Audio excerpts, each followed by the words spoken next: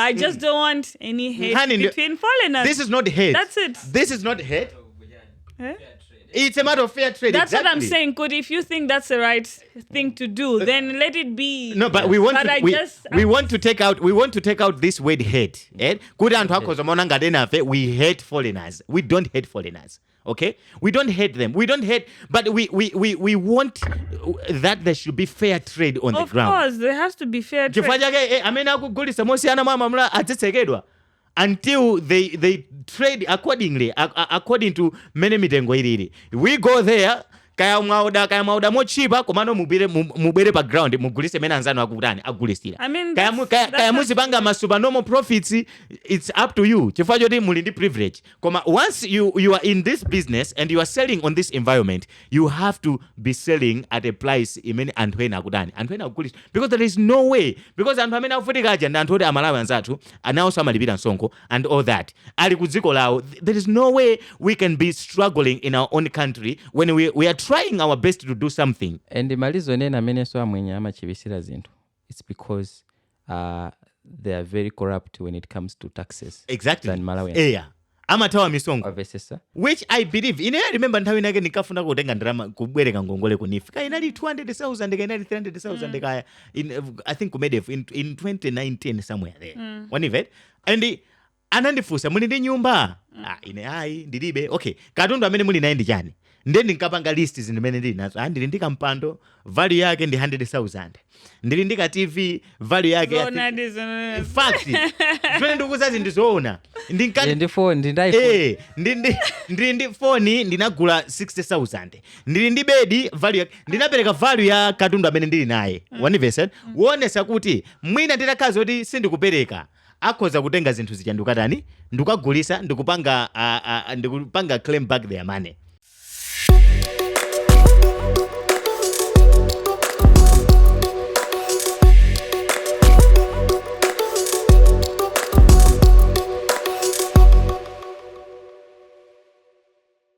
Everybody, it's that time again of emergency meeting right here on Podcastmalawi. And as usual, you're with me, Ngugi International, and not forgetting my lovely co-host, Cardinal Henry.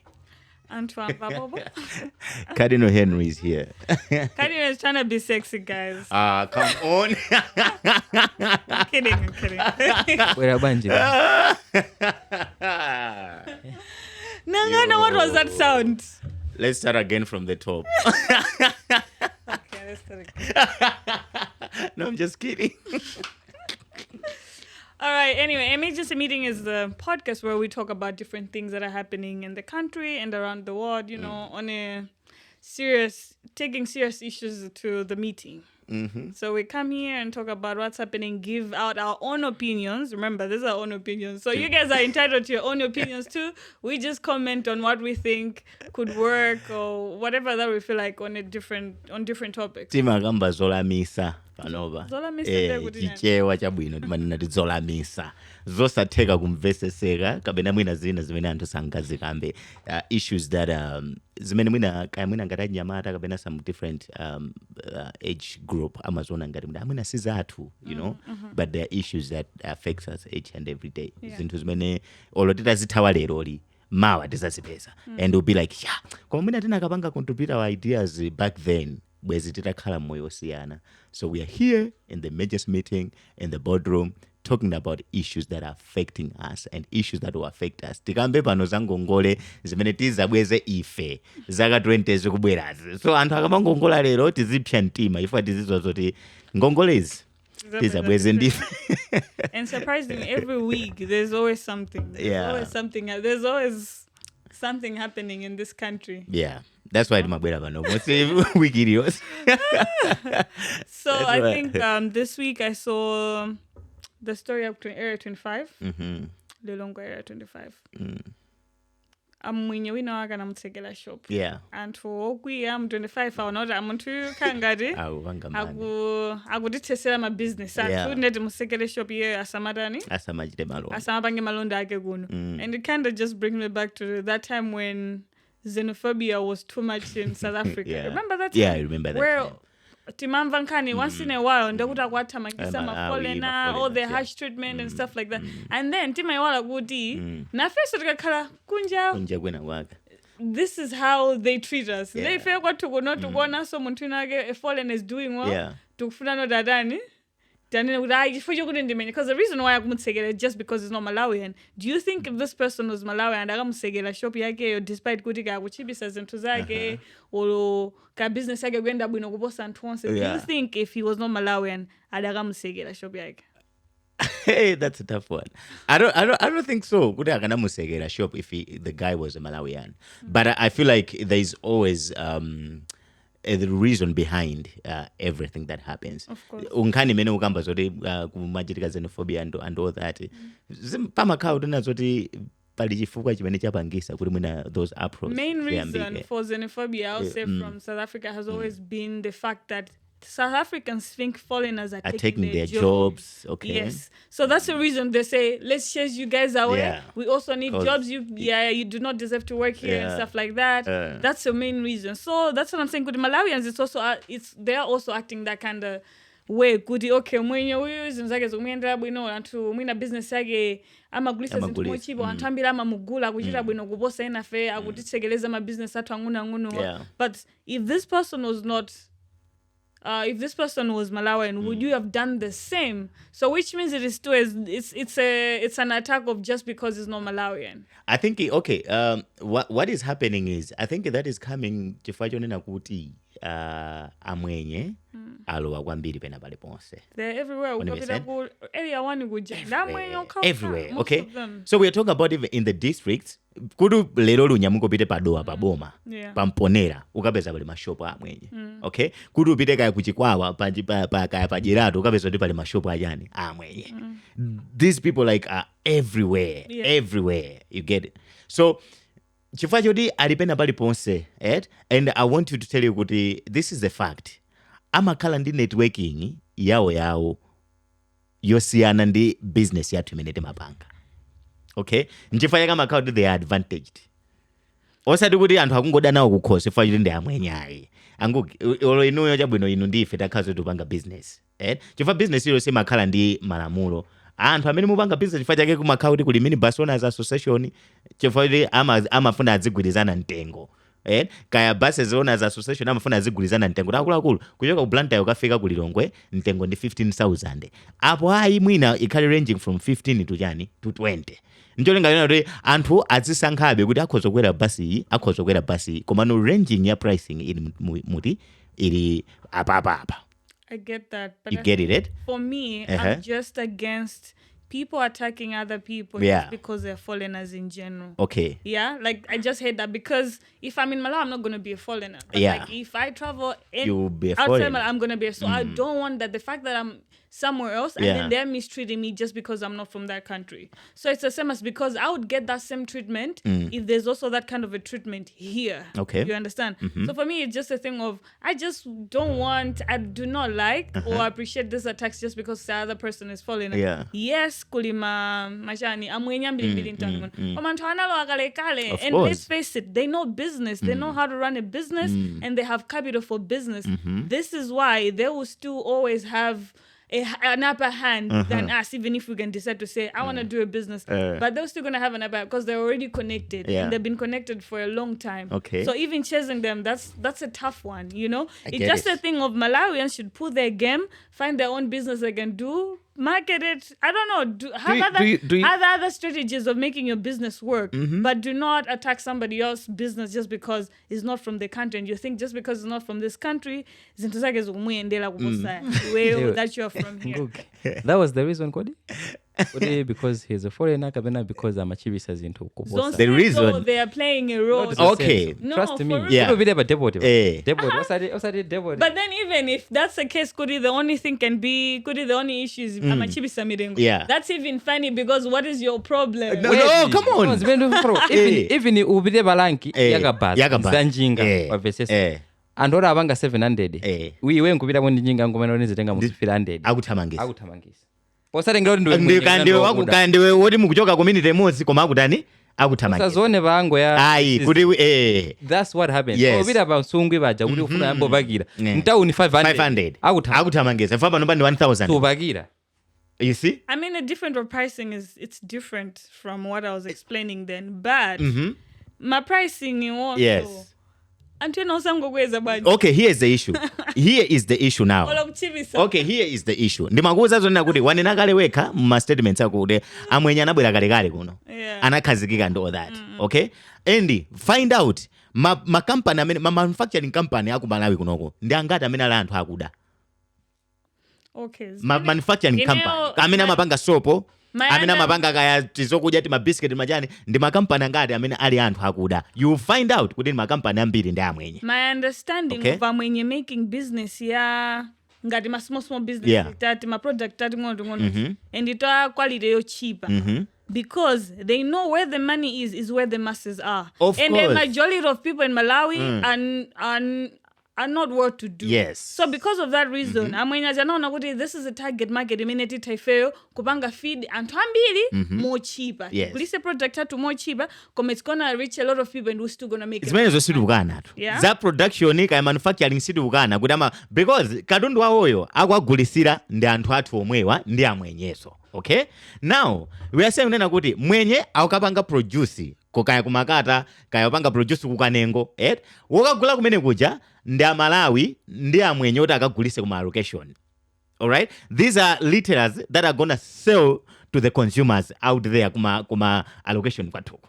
Ndiye no, wokagula kumene kuja the off-takers from the manufacturing companies kuti akagulise in the communities akupezeka kuti pa off-takers paja okagulisa ngati ma retailers ndi amwenyeso. Okay?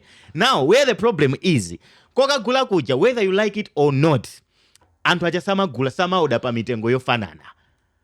Chifukwa cha networking yaweja, amwenye being amwenye, ogula also ndi amwenye, samaoda pa mtengo wofanana. So, I can go there, ndi ukagula biscuit. Wanimveset, ineyo ngati Henry kuti ndika tuck shop kanga mu 49. Ndipita kumakata ka ndipita kukanengo kuja ndikagula biscuit at 200 kwacha.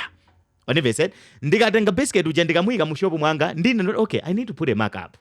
Markup yanga papa ndikuti nditayika pa 50 pa 250 kuti nditengeko 50 kwacha. At least figuring in my factors at transport kaya rentals and all that, at least kuti ndizipangako pa 15 kwacha pa biscuit wina aliyense, that will be okay.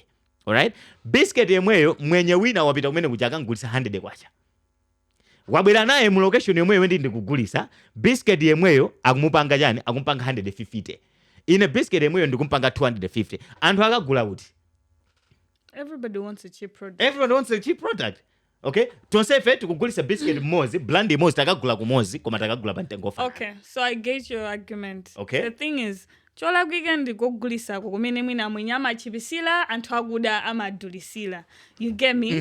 But then the fact that kuti munthu wina kugulisa zinthu zake more cheaper, wina more dula and then amthamangise for it doesn't make sense. Wait. Why? Anthu ena tikugulisa more cheaper, anthu ena tikugulisa more dula. The reason uyu yakugulisa cheaper it's because amagula more cheaper. So I'm saying for that reason I get it. Koma kuti in general if he was not mwenye and akugulisa zinthu zo more cheaper, there was no I don't really see a reason why you should chase because mwina in the strategy yake ogulisa more cheaper cholinga jota agulise kwa anthu. It's not a strategy. No, it's simply because he's getting it at a cheaper price than someone. I'm saying that's complete. That's done. It's not right. done because we have to tikwena tikambe kuti chifukwa chani ino sovano akugulisa pa mitengo yosiyana kwa anthu okuzagula kwa iwowo. Pamene pakubwera sankho pacha already. Yeah, I'm saying kuti yes, okay. I get it. Koma I'm saying kuti chikazoti munthu anali wakuda and agulisa more cheaper. Yes. Kuti reasoning yota mthamangisi for yota agulisa more cheaper, it doesn't make any sense to me because mwina uyu ndi strategy yake yota agulisa more cheaper kugulisa anthu ambi if chikanali wakuda, right? Yeah. Koma I'm saying kuti for the fact that ndi mwenye agulisa more cheaper chifukwa amagulisa chifukwa chokuti amapangaso more cheaper and anthu awanga protest about it, then I totally get it. That's what I'm saying. All right. So, uyu anapereka example yapanjinga, yapakabanza. Kunena kuti, utabwera pakabanza ndumanina kuti uzipanga 300 pakanthu poti anthu amapanga 500. Akuthamangisa uli wakuda. One said. So even if ku 25 anakakhaza kuti amene akupanga zimene zozo ndi wakuda, kuti amachipisa katundu. Anthu we have seen anthu sikoyamba anthu aphwanyapo maujene magrosala anthu anzawo akuda fota amachipisa katundu. Chifukwa chani? Because tonsefe tikuziwa zoti katundu amene tikugulisa ndofanana timakauda kumozi. The struggle we face ndiofanana. Mwina ineyo you are privileged ifatu kaya mwina muli ni matraka makautengerani katundu but ife tilibe, but that is not guaranteeing you kuti muzichipisa katundu mopyolera mwezo. Chifukwa nena kuti anthu achama kambirana kuti pakhali marenji. Mukoza kugulisa inde at a minimum price ya papa koma musapyolere apapa. Okay, so it means I was telling you there is a connection and while in networking they support each other. So if they support each other, knowing we are in a country, yonena kuti sikwatu country rinda inage. So it's like silently they are fighting us, silently, but we cannot accept it. Silently they are fighting us, they are controlling us, and I want you to know. These guys, they run this nation. One verse said, in example, a living example, the Speaker of the Parliament, Panoba. I think Asana Mbezandari. This is the interview in the name of I ventured into a bakery business. Okay, undulo sere mwina anthu akuda 5 amene ali into a bakery business so a bakery line nditu kuti akupanga bakery situkamba zoti zobeka makeke yayi tukamba za a bakery line yoti mukhala ndi matrack mukhala chani, you're making a distribution. Mention at least 5 anthu akuda Malawi muno amene umadziwa that are into that business. Some of these businesses, it's not like my take. It's not like Malawians don't want to do those businesses. Komano. But they don't. Maybe they like capital. Ndei makaenda nkhani yanzimayi uyo nosovano aspikawa. Okay, it's not about the capital. Anthu amakandi capital nzimayi ati anapita kugula machine. Onivet, she went there, she bought the machine, she bought everything. Anapita no kuti ayambe kugula no zinthu zoyenera kuti tizipanga run the business. Anakabadaba unena kuti mene mitengo imene amakagulira katundu kumene koko ndi amene akupikisa nawo kunoko ndizosiyana, and anapezeka zoti business just sikupanga profit. And he was like, why are these people surviving in the same business only to find out kunena kuti they have different privileges. One of said, so they are out there to frustrate us. It's not all about capital. So, they can venture into any business, but the networking in the industry could successful in the business. And whose problem is this? The problem, I will tell you, so the problem is the system. In as far as I'm concerned, the problem is the system. Why are you allowing people? I say, ziko limaina likaindi malamulo. And the trade malonda adiso ndi malamulo ake. Wandivet? And chifaja malamulo ndizolesedwa kuti anthu adzibwera ma location anthu odi ma foreigners azisegula like ma shop machani. Trade wise, I think ndizolesedwa. If you go ku council, if you go kaya ku ministry, ukamva zoti ndi mlando anthu aja samaloledwa kuchita trade. Nchifukwa chake even maujeni ma Burundi ajana tamaksidwa ma location nkhani yake kwambiri mwina ina society they should go back to their camps, but because they are in there they are trading and all that. One of said, so malamulo ama nena kunena kuti anthu oti ndi obwera, they have to run to a certain extent. One of said, they don't have to be everywhere. They don't have to be everywhere. You don't have to be running a canteen shop mu area 49 mwenye. Okay, so I get it. Probably let's attack the system. Because it's controlled. Let's attack the system. It's controlled. Because otherwise, for me, like I'm saying, I just do not appreciate or hate falling. I hate wherever you're falling. You're falling a winner or chanchan. I just don't like this whole thing. I kind of feel like we all need to live in harmony. We all need to live in harmony. It's not your fault. It's not my fault. It's the people. I mean, they have this so much power to run the business in this country. So it's not any. But the people that are crying are our people. Exactly. So we have to help our people. We have to help by our closing own. Amwenye shop. That's the solution. No, by closing business. Exactly. Exactly. Kandi nzungu kandi mwenye kandi wakuda kandi ntumbuka kandi nsena zilingati atapanga zimene shop yo kuti ndi antumbuka muzira adana ndatumbuka basungwe. Will you say that? Okay, I guess we can conclude it. We can conclude it. Mwana what is that? Amwe anthu wine so chibisa.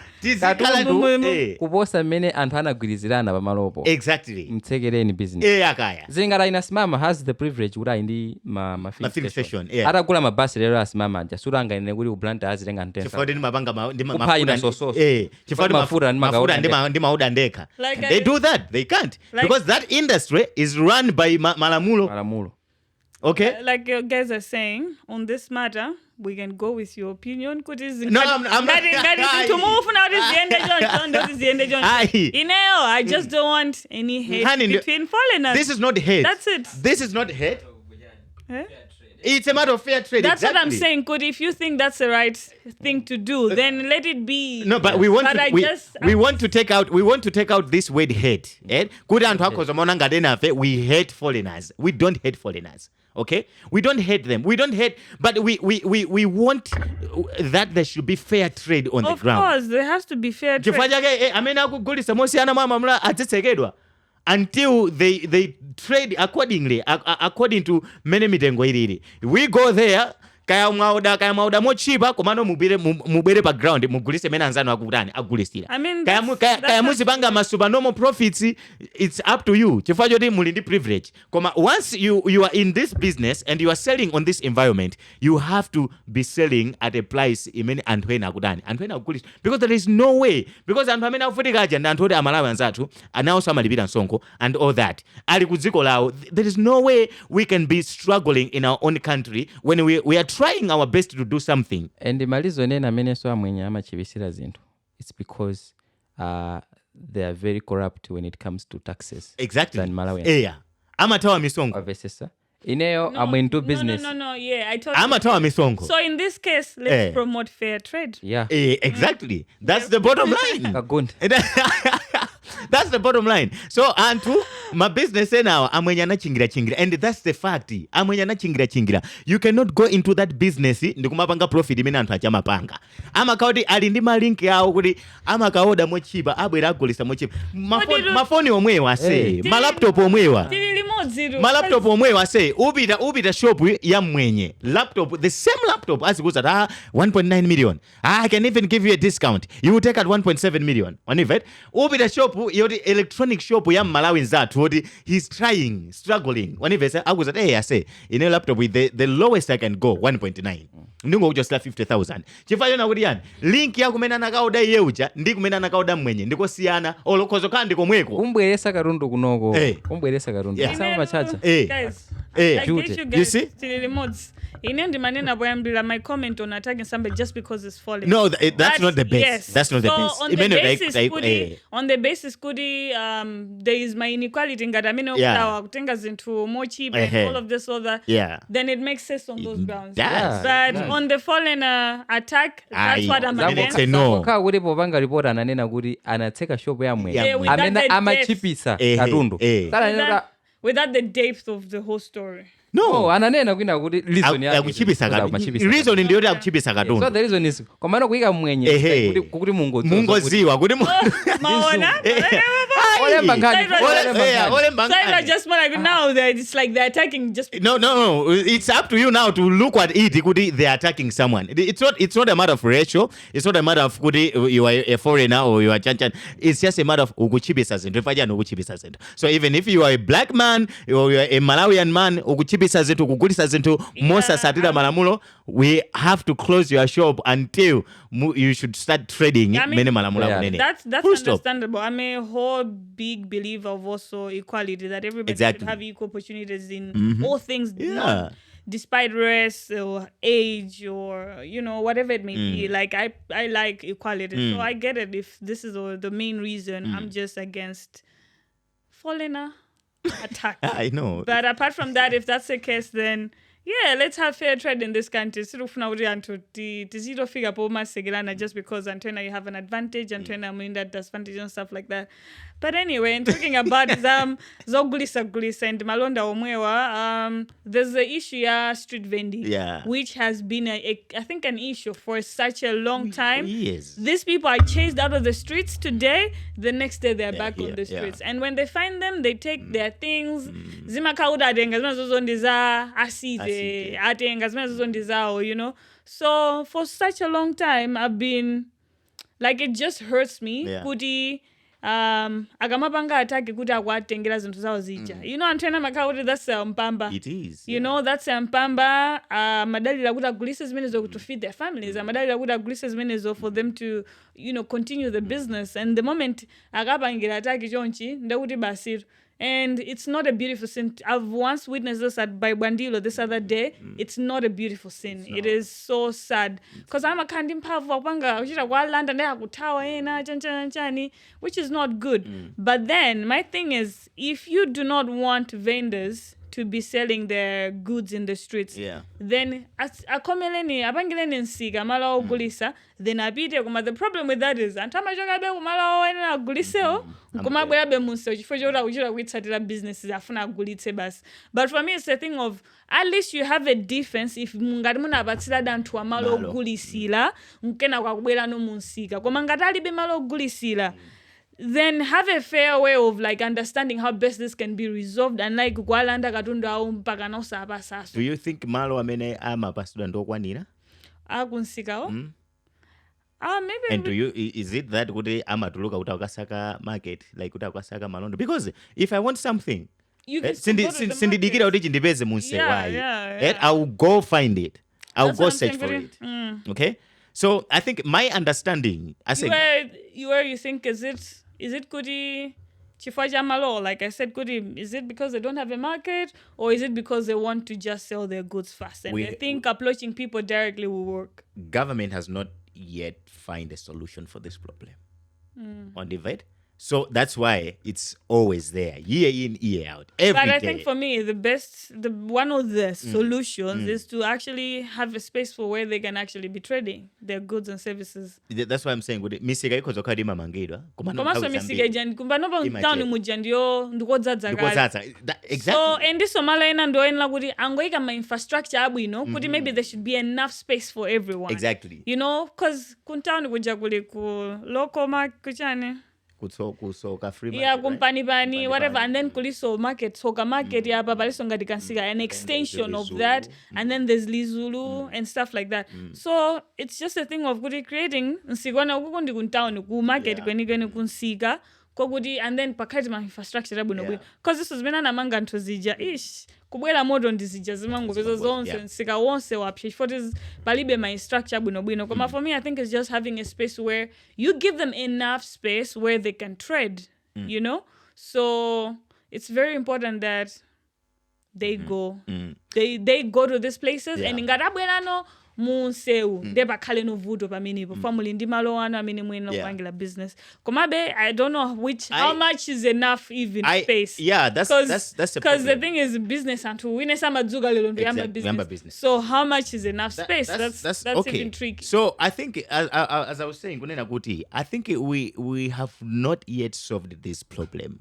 Sitina resolve iye ini ya ndimakhazi utana ndamakhauthamangisana musika mujanjana all that. Okay, so for me, I can tell you, I don't support street vending. I can tell you that. I don't support. It also doesn't look good. It doesn't look good. Okay, if we take it from that angle, we want our city clean. We want our city jan. Damena sama bwelesa kwambiri this kuzinyala because ena gulisa madzi ambeba amugome bata ena gulisa ntoje angoja ntoje muna samara anaiga panopa at least ma area ambili muli mabini town mu koma anthu amaganika be kuyenda kuti akataye mubini akufuna kutangotayila pamene ineyo I don't support street vending. Okay, komano I get touched when izinunga zimene zikamachitika kuti anthu achakamana ndidwa katundu anthu otani. Kulanda usapatsa, so it's where I'm like no. You see? It can be their all capital. Exactly, you know? That's it. The thing is, kodi tili ndi malo oti anthu akhoza kukakhalapo? The answer is no. Okay? So these are people that are struggling. Onive said they need to make a living. They have families to feed. They have children to take care of, to send to school. Okay? So akuvutika anthu aja mosiyana. So they are sitting down, okay, ndipange bwanji. Apita basi kunsika kuti unamangidwa aboma. Apeza kuti anthu ena anagawana malo umene kuchi. Is that supposed to be a reason stopping them to start doing a business? No. I still have to do something. Okay, so what will I do? Okay? So already ndoti malo aja ndotani? Ndochepa. Because you wake up today, government will decide, okay, tufuna timange nsika. And my vendor muzika banga trade mene muchi. Capacity 1,000 vendors, okay? The moment siku limene muzamalisa umanga nsika ucha, anthu ochita business 2,000. Ena ajapita kuti palibe, they will still have to vend. Akwenera tani agulise. So we don't have a solution. So chimene chimapweteka, unlike ku chamba kuti mukagwira chamba makayasa. Sitimaona mukuyasa mandasi, sitimaona mukuyasa kaya nthochi kuti mwagwira nthochi, sitimaona mukutani, you eat those stuff. How can you even want to be eating these people's things? We know ake wachita kuvutika kuti apezendra memene ana ndi nthochi ziwiri zokha zimene amadalira. Exactly. In mamulanda ndikumaji, because akauda nthochi. Tough kuti it's like this, but kuti sanapezebe solution. Yeah. Komano, this thing is not, like, it's really not good. For me, I'll tell you, kuti ngati sitinapeze solution kuti anthu atilibe, because zimaziwikira kuti anthu atilibe nawo kopita. Tima atamangisa mu street muja, but then atamangisa, where do you want them to be? You don't have a space for them. Whenever said, okay, so for me, what can be the solution? If I even zana kunali maflagas, nkati mwa wiki kunali maflagas ku Queens. Right? The people that trade outside Queens. Anapezeka zoti anthu anabwera, acid anabwera ndikuwapanga demolish my shady house and all that. Panani ma demo. Right? Because it's like, okay, mukutitamangisa pano. And anthu aja akupanga save, anthu oti abwera nchipatala muja. Right? Magadiani. Oti mwina, the next market mwina minanga kapeze, ndekuti mwina ndikusingwangwa. Mtaoni. Mwina kaya kundilande kulimbi, that's the next market. And in anthu onena kuti mwina sanga kwanise mwina kwa graduate njoti chiti mu shoplight, it's also a distance. Okay? So there's a space for them. Good, okay. Panjaba pali anthu akugulisa katundu. So if you want something, we can go outside and buy that one. Olo ku chikazota napanga space ya ma business anthu akuchipatalawo. Yeah. Bola. You see? Anthu akuchipatalawo anthu ena machoka ainachoka kumuti kutali. Chimene atha kukwanisa mwina ndi ma chips yapa chiwaya. Madzi ampepala apanjapo. Munthu sangaenda all the way kupita ku town mpaka. Exactly. So there has to be a solution. Yonena kuti, okay, inde mwina tilibe nanu malo kuti tikhoza kuyikirani malo pena pake. Komano, you still have to make ends meet. At the end of the day, and I say, anthu amakauti ali ndi mwana mwina wa miyezi ali kumbuyo. Ali ndi kamwana kena ka 2 years, kuti mwina kulibe kunyumba kuti munthu amusire. Anyamula kachani kabeseni ka nthochi. Nthochi yoyote ukuchita kusazo nthochi mwina aoda imozi banchi 2,000 kwacha. Akugulisa apapo une profit yawo mwina ndi 1,000 kwacha pa nthochi imoziyo. Pa banchi ya nthochi. At least if she get 3,000 kwacha. Mawa ndewita akaudaso mapava ena ali ndi profit ya 3,000 kwacha. Lero akagula ufa, akagula tindiwo, akadya pa khomo. Okay? Ndiye munthu amene uja mumulande. Nchifukwa chake timapeza zoti anthu anaja mwina anaja amene akukulira musika momwe muja ma business amayo akulandidwa and then they are frustrated. They join the streets. Ndi ajama pezota kuti baya ndi mipeni acha. Chifukwa chani? Tinakanika kupereka solution. So the solution is takhala ni pansi mulibe malo vomerezani, mulibe malo. Anthu simungathamangise mu street. Pangana arrangement chabwino yonena kuti mubwerese bata mu street. Muzionesesa kuti kaya mulima bini mu strategic positions. Muziauza anthu aja kuti mugulisa kaya chinangwa mukhale ndi bini yanu yoti anthu oti akugulagulani akati amene muzikaolera muzikataya mmapini. Olo mwina they should be patrolling the streets. Chifukwa kuti anthu atilibe nawo kukayika, but still they have to trade, they have to feed their mouths. I'm just curious. I don't know if they do. I said amapasa matiketi those guys. Amadula matiketi. You see? Oh yeah, and then I just remembered the Sewa Nchinji MRA. Yeah. Pali I think azimaya magulisa zakuja antosena magulisa zakuja line minute. There was a time I see this, I think anachicha pamene baja kwa gamulila zintu zao and everything, and I think these guys when they're coming in the morning they found out kuti Yo, and for me it's just like kodi zimaenda bwana because anthu aba amakauta alipira china chake kusita kwamwe ena yake mwina aenda Njombe kasebuleni pamene pamanga business ndo apereka asa kudziwa adyera kale akuaphasulira. You see, so I say nkhani izizi one nkhani inaso imakhala nkhani ya ndale. Whenever said nkhani ina imakhala nkhani ya ndale and boma lino yonse matiri kayamba zimenezi umapezeka zoti wiki ina yake site chaikaliri clean zi pakangota 2-3 weeks we are back to our own extravaganzaling. Ndekuti chipwirikiti pena palipose. Whenever said ndekuti amachita kuziwa zoti the moment we touch these people there's gonna be a backlash. Anthu adzuka atiukira chifachani mpaka sasa nanga anthu mukwathandiza fachani boma loyipa. In the end they know kuti tikuthamangisa mavoti.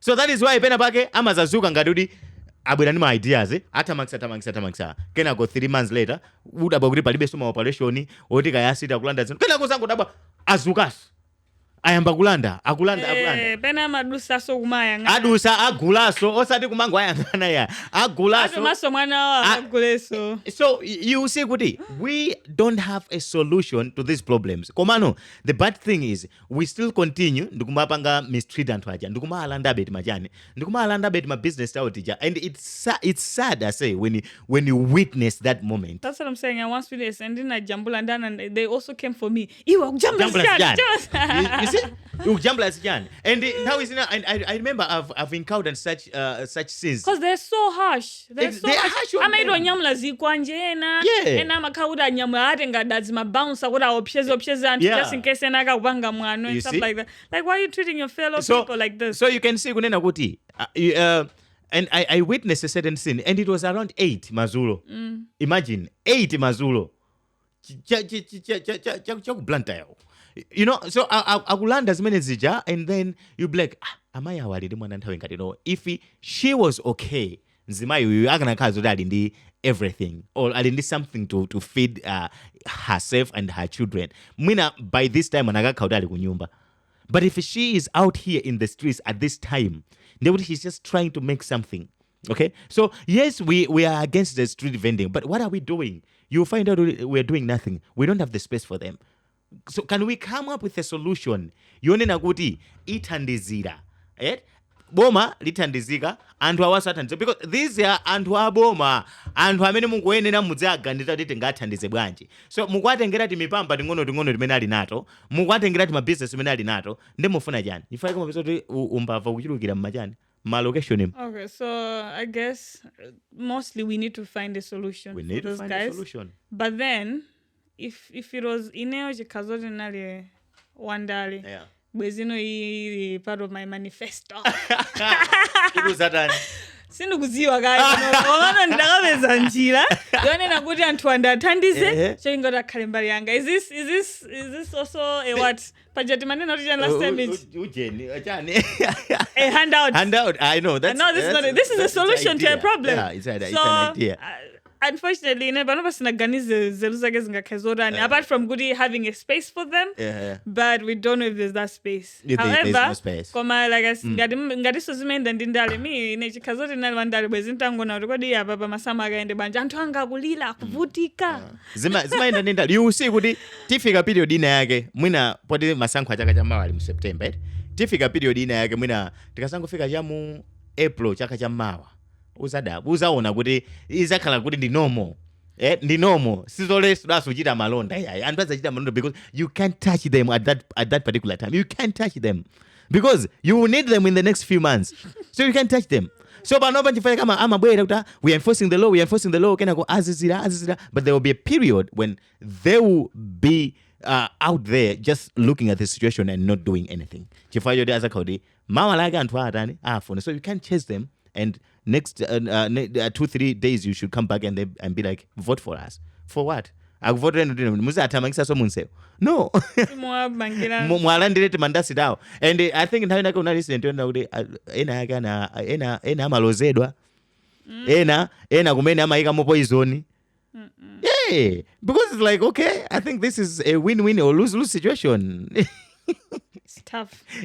Because I think for me, it's at least if you mualanda into sechaka apena muapeza apena pake muabweza was okay kuma musa trade swapa, but no, you take the mandasi, you take the ntochi, mubira mukaja mu office mwanu, and then when mizimu ina ikulira ukikudandaula, so basi kufera boma basi amene wamakauta afera boma. We just have to. Okay, we are moving on to our next story. Ngani ya Nifi. Nifi kati mwasabata yakuti yakhululukira ngongole. Komano before you go further. Anthu ena mwina sakudzote Nifi ndi chani. Anthu kadusa maona ngati tonse kuyendera limodzi. Kumangoti Nifi azi Nifi ndi chani. Afotokozera Malawi bwino kodi Nifi yo ndi chani chikuchitika ndi chani. Okay. National Economic Empowerment Fund. A National Economic Empowerment Fund. Okay. Mona ngarambira mazoti. Abazoa wabiri. And utamapanga za chani kweni. Okay, yeah. Okay, so yeah, we're moving on to our next story. Next story ndionena kuti Nifi, National Economic Empowerment Fund. Bungwe limene boma la Malawi linakhazikitsa kuti lizibwerekesa anthu ndalama kuti azichita ma business ndi kupanga zinthu zosiyana zowathandizira. Lakhululukira ngongole, lapanga write off, okay? So when you write off, nde kuti umakhala unena kuti ngongole izi sitizazitoleraso, tinabwerekesa nde sitizazitoleraso kwa anthu amene wawa. So ngongolezo ndizokwana 6 billion Malawi kwacha. Okay? Nde ngongole izi zakhululukidwa kuti anthu awawa amene anabwereka ndalama zako zosabweza ngongolezi. Nde nkhani za ngongole iweyo, nkhani ya ngongole umaidziwa bwanji? Nkhani ya ngongole, just let's talk about ngongole. I think I remember earlier this year tinkakambira na zandrama and stuff like that, and I had mentioned kuti I didn't know kuti munthu kamafuna bweka ngongole amazatenga collateral, amafuna collateral and chan. And the moment you fell kuti mwina kulibira ngongole amazakulanda chinthu chija wala kugulisa iwo nkutenga ndrama zawo, right? Ndimene nkhani ya loan imaenda choncho. You just need to pay back. There's an agreement. I'm loaning you this amount. My interest in that would if it is up muzati pasamwa on this particular day. Komano Anifi. Zikuwavuta zimene zozo. Ife timasangala titakhaso tikunena kuti mwina chimene achinyamata athu sakupanga ma business osiyana chifukwa chokuti amaso akapi. Mipamba. Yopangira kapido. And we have this company imene organization ya boma imene mathandiza anthu osiyana ma business. Kwapatsa kapido kuti anthu atukuke. But now it looks like I'm sure it was a happy moment for these guys. It's okay. So background ya Nifi. Before Nifi, before being Nifi inali Medefu, right? I think before being Medefu inali kaya Madefu so kumbuyoko. So inachoka ku Madefu ndikubwera ku Medefu ndikuzakhala no Nifi. Chaka chatha chomwechi anapanga write off ngongole ina ya 9 billion. Ya muzaka za I think 2014, 2012, 2013 kena kumadza fika chaku 2019, 2020. 9 billion. Okay? Nde pano patunena pano a year later tukupanga no write off ngongole za I think a period ndekuti from 2019 kudzafika liti kudzafika na lero. Is it serving its purpose? Ngati Nifi. Not if they're losing the money, how are they going to also loan other people if they keep on lighting off loans that if they had gotten this money back, adakathandiza so as and to a business could have been so good. Come on, if you're going to give them money and say basi ndeno ndrama zina zijogera so good. And then how do you give ngongole no sobano umangamba zako latero? So this is a whole organization, company yoti ndi aboma. Mukamapanga identify kodi anthu oti muabwereke ndalama. Mumatani muli ndi checklist, muli ndi form imene mumachonga kuti kodi munthu akwenera khala utani. What kind of business do you fund? And also, what is the main reason? I didn't really get to look into this story, but if you did, what is the main reason why they're writing off these people? What's the reason? Kuti sangabwerezele kabina zinaenda bwanji. Ndinkhani onena kuti anthu okay, okay, ndinkhani onena kuti anthu mwapanga assess, because if you reach to an extent yonena kuti mwakanika kutolera ngongole zimene munabwerekesa, it means unena kuti mwapanga assess, kuti awawa tinabwereka ngongole iyi anatenga 1 million in 2020. Atatenga 1 million in 2020 tinagwizana zoti azibweza pamwezi azibweza mwina 20,000 kwacha. right? So, which means ngongole adzayibweza mwina in a space of kandi 5 years kandi 4 years kandi 3 years izakhala ngongole amaliza kuibweza ndi interest ya pamwamba. Alright, ndiye kuti mmene mukuwapasa ndalama mwaona business imene amatani, business imene amapanga awa ali ndi tailoring shop amasoka and posoka mwina pamwezi profit yawo imakhala ndalama iyeyi, which means you are assessing the business. Wanivese kuti muone kuti kodi awa tingabwerekedi ndalama iyi adzabwezadi, which I don't think kunifuku zimakhalako zimenezozo. Ngati zimakhalako ndoti mwina sizigwira ntchito kwenikweni, because you have to assess the business musanambwereke munthu ndalama. I think the other thing is kuti after assessing assessing the business also kuti akakhala kuti aganika what is the plan B. Exactly. But you don't sungongofika ungokhululuka ngongole. Exactly. Umene okhandi plan B chabwino tafika kuti zakuganikani tizabanga mulidi ndi zinthu worth this amount kuti imene tikuifunayi. There's supposed to be all this exactly talk. Which I believe I remember nthawi nake nikafuna kutenga ndalama kubwereka ngongole kunifi kainali 200,000 kainali 300,000 kaya I think kumede in 2019 somewhere there. Wanivet and anandifusa muli ndi nyumba ine ayi ndilibe. Okay, katundu amene muli naye ndi chani? Ndiye ndinkapanga list zimene ndili nazo. Ndili ndi kampando value yake ndi 100,000, ndili ndi ka TV value yake in fact zvene ndikuzazi ndizoona ndi phone ndili ndi phone ndinagula 60,000, ndili ndi bedi value yake ndinapereka value ya katundu amene ndili naye. Wanivesa wonesa kuti mwina nditakaza kuti sindikupereka akhoza kutenga zinthu zija ndikatani ndikagulisa ndikupanga claim back their money. But then also, what is the strategy they use to give up people loan? Iwe unabida as you were qualifying in which area? I think imene inali yachani. I think imakala ina yake yoti anthu mukhoza kungotengana ngati group. Ngati ka group. You guys it was a group? Okay. Komano pamafunikabe kuti individually mukhale ndi chani, mukhale ndi zinthu zoti yes you are taking as a group. Komano soti ndalama zezo maperekedwa ngati group yayi amakupasa ku account yako. Komabe mupite ngati chani, mupite ngati group. Wanivesa? So even a bank today, if you want to take a loan from a bank, akhoza zoti muli ndi collateral yanji, muli ndi chani. Chifukwa chake timapeza zoti tikuona a bank agulisa nyumba, agulisa magalimoto, zimakhala zoti ndi za anthu amene akanika kutani, akanika kubweza ngongole. Ndipo bank yatenga ndalama yatenga katundu waweje. Yukatani yukagulisa because they had something as a collateral. Business yangu ngole ndi achoncho basi. Business yangu ngole ndi achoncho. Yoti ukabwereka ngati munthu akanika. Take something. But how are we writing off 6 billion kwa anthu oti mabwereka kuti ali ndi chani? Osapanga kuti angogwira ntchito yokwanira. Ndamemene they are working. Agreed kuti alembe kuti. So but like whatever solution it may be, kaya matani ma business out. Just something that they need from them. If they cannot, that's worth that amount, or take something from them. Which can tell you kunena kuti ngongole is mwina sizinapite kwa anthu a business. That's a fact. We don't have to run away from that fact. In this case, there's something shady there. Yeah, we don't have to run away from that fact. Kuti. Since when did government say kuyamba kukhululukira anthu? Ndichimazo kuti okay, tuzozoti kuchani anthu akundenda jama khululukidwa nthawi ile. Komabe, like since when are you gonna forgive money? Yeah, that's what I'm saying. Kuti how are you forgetting? This country needs money already. Yes. And then you're telling people. Khululukira so anthu kuti panga write off ndalama 6 billion. I said 6 billion is a lot of money. Yeah. If imagine tika nakhazo kuti 6 billion imene taitenga. Kaya mwina timaipereka in phases tina nakhazo kuti taitenga ndeti kuigawa. Wandivet? Tina nakhazo taitenga ndeti kuigawa kuti okay, bwanji 6 billion mwina 1 billion tiapase akuti akalime pena pake. Tigule ma tractor pena pake tikasiye ku Ministry of Agriculture, tikasiye ma ADD anthu azikabwerekesa. Sibwezi 6 billion imene tuna kuti panopa mwina it's an investment yoti it's yielding it in something. Mwina so njala ijabwesina chitike. Mwina bwezi titaipanga invest in farming. Exactly. Anthu athu kumene ma districts avutika chakudya pa. Bwezi kuli irrigation. You know, but for me I say nifi mwina tingoyithesa. Like if you ask me today, I will tell you what nifi tingoyithesa, because if this money was given to a public institution, I mean a private institution, tiyerekeze kuti mwina tinakhaza kuti ndalama iyi tinapasa a National Bank. Kuti a National Bank tikupasani 10 billion. Tufuna mutipangirani 10 billion mutibwerekesere kwa anthu athu a Malawi.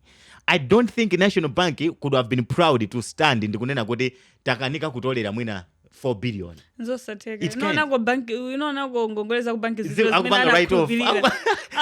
Atenga chuma ayoyo ngatulibe zokwanira apeza mbale wako amene ali nazo akalanda. That's why we saying kuti chifukwa they're out there selling nyumba, they're out there selling magalimoto chifukwa choti anthu amene akukanika kubweza ngongoleyo ali ndicho kuti alande. Ndebwanso nobweka ku bank because they're guaranteed they're gonna get their money anyway. Exactly.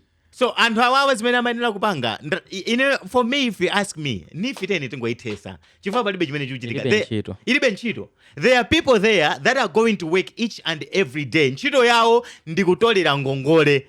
Okay, akuzoza 6 billion ndalama zochuluka. Zinamanga interchange ija. Exactly. 6 billion. You know?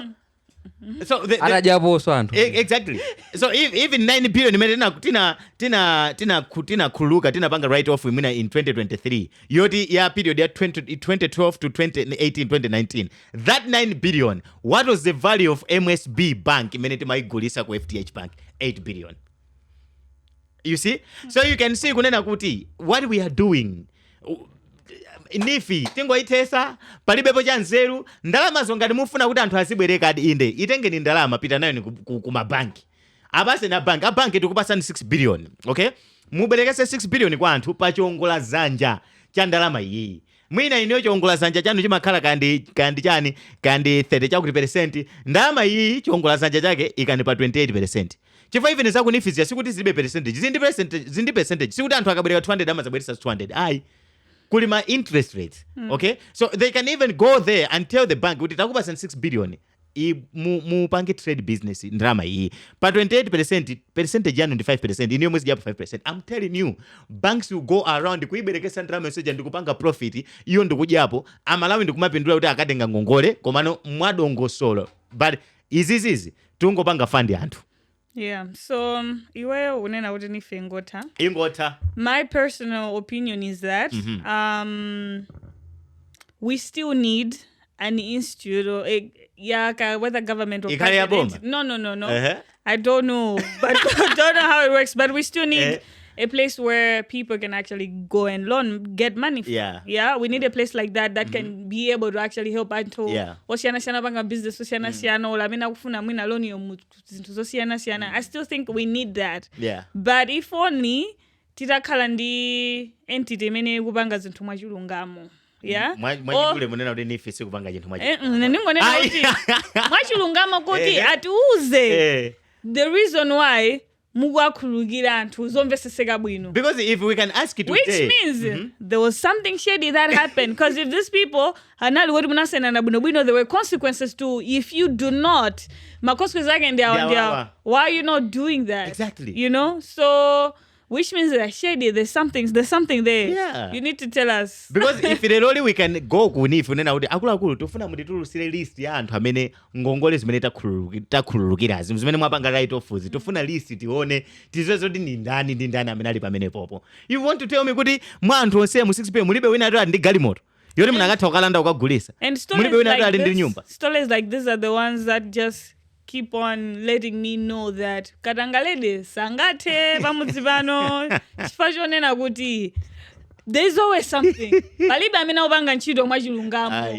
wina aliyense akupanga zinthu zamuseli ine ndipeze ndalama. Guys, but people are going to work each and every day kuti kumene kuchende kuti kuli oti amafufuza ngongole kuli maofesi ena ntchito yawo ndiyoti yompanga assess munthu kuti timpase ngongole timpange certify kuti akhoza kutenga ngongole. Kuli ena ntchito yawo ndiyoti yopanga register and all that. Kuli ena kuti adzaphunzitsa anthu anivese azaphunzitsa kuti ngongole mene mutengayi tione ma business anu. Let's evaluate the business. And I've seen people coming to me to say nofana ndika ngongole kujeni kunife ati ndilembe business plan. You evaluate those business plans and what do you advise people? Akabwera nima business plan amenaje. So there are all those structures but they are doing nothing. Also, what is the strategy of choosing the kind of people to award the loans to, you know? What is the strategy? Because Antena business obviously they were giving them a lot of money. Of course. Ndekuti anthu amene they're also capable of funding this money back. Yeah. You know, I don't think they have a reason not They to. don't. You know, because ndidauta panga run my business akulu ndikale oti atho kupanga so ndalama zimene akuzifunazo. So see what? I know straight. Of course, not everybody, but like I wish there was just a strategy yabwino yolongosoka yandondomeko yoti pali credibility, you know, anthu akuziwa chilunga mmene zinthu zikuyendera, ndalama zikuyenda bwanji, where are they getting this money, and what does this money kuti imayizidwa ntchito yanji, anthu amene anabwereka kodi apangadi chani, because at the end of the day sungamangofuna kubwereka anthu ndalama pamenenso sizikuoneka zimene anthu akuchita nazo ndalamazo. You'd rather than give people ndalama amene oti athadi kuthandiza zinthu kusintha zinthu pa ground pano, you know. And you know anthu amene anakumana kuti akagamule kuti ndalama zizi basi tipange write off ndi ujeni cabinet itu ndimene cabinet ndimene nakumana tona kuti basi let's write it off. Imagine that. Let's write it off. The whole cabinet kukumana, let's write it off. They're proudly writing off ngongole zonena. Imagine 6 billion. Imagine that, okay? So I think for me, I would tell you kunena kuti, yes, we need people to get loans, but not from a government institution, because we have tried it. We had MEDEF, we had MADEF, now we have NIF. Same stories. Kuda makanika utolera ngongole. So why should we keep on trusting them? My private organization, palibe amene anaendesa kuti zinthu take mosazwika bwino. But at least we know that that banks are making profit. No, I just wanted to know, not that it's an attack. Okay, but the private institutions are capable. No, you know they're giving out loans bwino ndugulanda whatever. No, I just wanted to understand. Yeah, has there been? I will tell you kuti yes. It's a bank. Their motive is we are doing business. Bank as yeah, I get it. Okay, we are doing business. Even if it's just a lending institution, a micro loan institution. Bwezata faduka. Ana kazo tamangokhuluka ngongole zonse bwezata afa. Kuti tima achina vision fund if they come out we are declaring this debts bad debts or written off. Bwezata afaka. How are they going to be out there running? You know, you find out sisteka. So closing this story, I will tell you kunena kuti we don't need NIF. Like we don't need NIF. Like we don't need it. Sidi kuifuna NIF. So NIF isegedwe teni tipese kwina kuti anthu akhoza mabwereka ndalama koma kuti akabwereka ndalama zizibwezedwa kuti ena akabwerekeso, because it means that a lot of Malawians who could have benefited from this sapanga benefit chifukwa 6 billion yatani yapita mass. That's sad. This country is a joke. We keep on really saying it. We keep on saying it over and over again, but nothing. We're not even proving ourselves wrong. We're literally right that this country is a joke. That's it. So those are our problems. They are African problems. They are just not Malawian problems because we struggle a lot as Africans.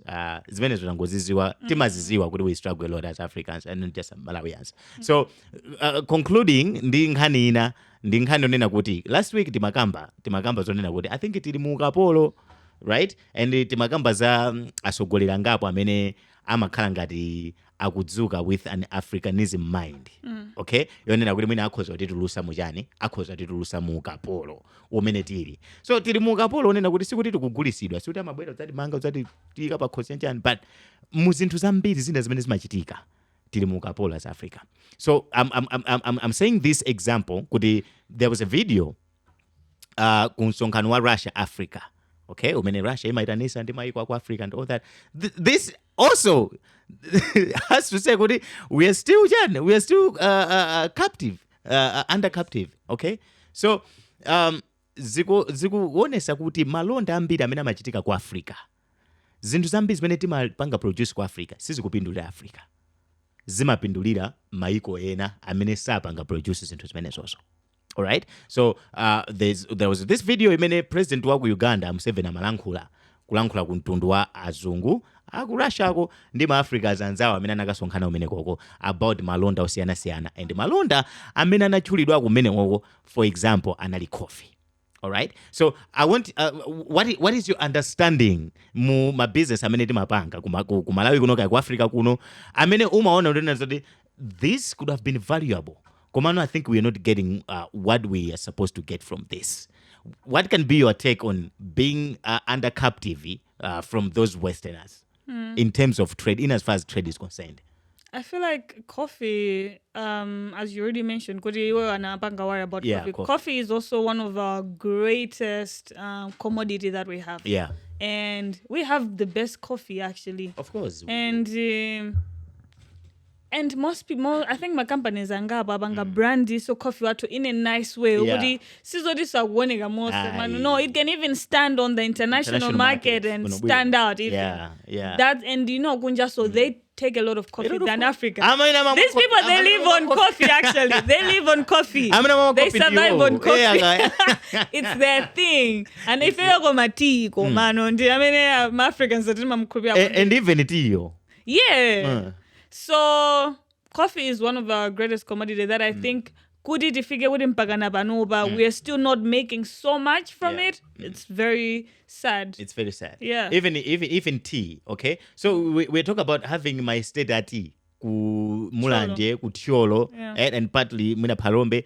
You can see almost muna half ya land ya ku tiolo ndi ku mulanje ni minda ya tea. Yeah. So many hectares. Coverage hectares in Gugu my state aminda yati. And you find out even masales and amina gwira nchito ku minda imene iyi onyenyeka wandivet which means zinthu zisizi kutipindulira ifeyo komano ziliko ena akamene timapindula pakati apo kuna zabuka miujeni mphekesera ndithu zonena kuti tiwa ku Malawi kuno amakagulisidwa kunjako koma amagulisidwa pantengo odula. What are we benefiting kuno? Nothing. Anthu athu akuvutika tinatenga minda anthu amafa ndi njala. Yes, you are employing them, but what are you giving them? You find out kuti amalandira mapeanuts. So global market ya coffee, value ya market ya coffee akuti panopa globally, okay? We are talking about 460 billion US dollars market value ya coffee. Yeah. Okay? Ndekuti coffee amene akulimidwa pa dziko lonse lapansi market value ndi imeneyo. Ndeno ask me kuti what is Africa's take yamu 460 minimum. Akuti Africa yoka. Now, before we talk about Africa, let's talk about ma growers are coffee. Ma growers are coffee. Akutenga ndrama zingati share ya ma growers are coffee ndi 25 billion US dollars. Imagine. So the value is 460 global value. Koma anthu amene amapanga grow coffee ndi kupanga produce coffee, they're only taking 25 billion US dollars. Okay? So from that value ya Africa, market value ya Africa imene akutenga from that business 2.5 billion. I said ndizomvesa chisoni. Like ndizomvesa chisoni. Azunga mwana ndochenjera kwambiri. Ndio osatamaona ngati. Osatamaona ngati. Koma ndochenjera ndi. Ndio Amenye. Azunga mwana ndochenjera. Osatamaona ngati. Koma no, I think it's also because iwo ndingoti anati posisaso which machinery? Zindu zomwe zidu they introduce them to us. Which machinery? This takes us back to Renaissance days. Okay. Information. African. Remember, talk to the mic. Okay. Africans, we have resources. We have raw resources. Yeah. And when the whites came, they had the intelligence and machinery. So from those days, they are like they brainwashed us that most of the times African amangopititsa raw resources kumene kuchako. Fair we do the labor fair. They give us fine products. Tikalima bango ngati I remember ngati koko kugana akalima nthawi zambiri amapita wa raw kumene kuchako akapititsa kandi ku UK kandi ku France kandi ku China they make chocolates. They do chocolates, they do so many products. Ndakabwera kuno akangoti the value has been added. So that's why why are we not adding the value ourselves? That's the problem. Why? If as Africans, why are we not adding the value ourselves to our products? Because akuti 1 kilo of coffee processed in like for example in Uganda, the value of 1 kilo is $2.5. That same 1 kilo processed outside there, the $40. Imagine how insane is that? $40. 100% iso profit. Aye. Koma kanendi profit ya mtundu wanji. 1,000. 1,000 profit. No, more than that. More than that. Ilibe so much. That's like 5,000. Imagine. The thing is on the many na kind of ambila magamba sa mwenye sana to. Yeah. It's like there are barriers in marketing. Pakati wa Africans ndi ma West. They like maybe Africans are just limited kuti azingobanga margin the raw.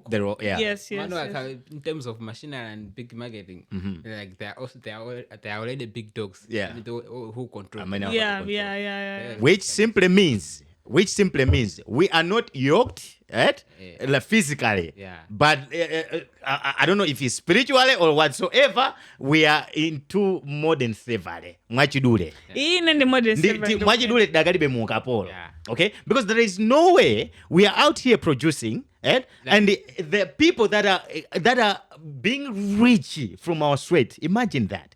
Like for example, to be what we have like Facebook irabwera kunabwera WhatsApp kunabwera Instagram for Facebook to dominate the market anagula WhatsApp inali ya anthu ena anagula so Instagram monopole market so it can be the same thing that happens in those areas. Okay, for and because this is what I hate. Anthu ajama zaoneka ngati amatikonda ndikutithandiza when in true sense we are being helped by our own money.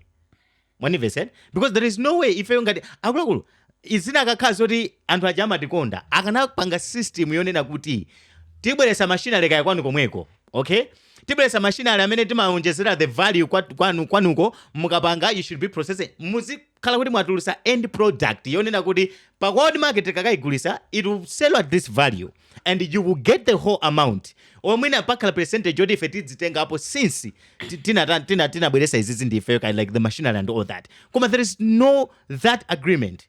Imagine producing something for $2.5 and we nakagagulisa $40. Imagine that. Unfortunately, I think this battle is bigger than us. It's bigger than us, but we have to be speaking it. Kuti azizwa kuti we know what they do to us. Because it's so different. what must happen right now? It's different to know that you are a slave and not speaking about it than knowing that you are a slave and speaking about it. It's different. That's what I'm saying. Nobody likes that. We don't like that, right? We want to make sure kuti tikutenga value yathu yazinto zimene taika pa market. Izikhalasyo kuti kitipanga profit. But unfortunately, it's not that way. It's not that way, and it's still gonna take long and. Basiru, we should have like. We're just gonna be here and talk about it like this and cry about it. And nothing will change. And nothing will really change. I really wish. Okay, last week the Magamba said a certain caliber of leadership. But mwina titakhala ndi that caliber of leadership ngati is because if ngati amuseveni ngati anakalankhula kumaso kwa azungu kuchita kulankhula kuti this is modern day slavery, it means anthu ajazwa zoti anthu ayamba kutitani kutitulukira. Mama, do you think they'll be shaken up for them? They will be if you can stand together. Akaya. Because this is just Museveni. Our lini maganizo awo. Aku Malawi. Aku Malawi already. Sangalankhule jose. Desire abasaso funding. You see? Misewa kumangai kufika funding. Exactly. Amaziwa. So they will come. Imagine, I say selling $2.5 a kg. Nukangulisa at $40. And omwewa ndikunena kuti tikubwera with a funding ya 20 billion. Tukumangireni seo inu ndikumatokoza kuti amatikonda when they are giving you your own money zimene akagulisa your own coffee. Imagine that. Agulisa your own tea woti mwampanga kutyolo apita naye ku America apita naye ku China akangulisa modula akubwera naye kuti China aid tikumanga highway kuchokera pakanengo kafika kujani kusilemo takupasa aid imene. Imagine our own money from tea. That's sad. We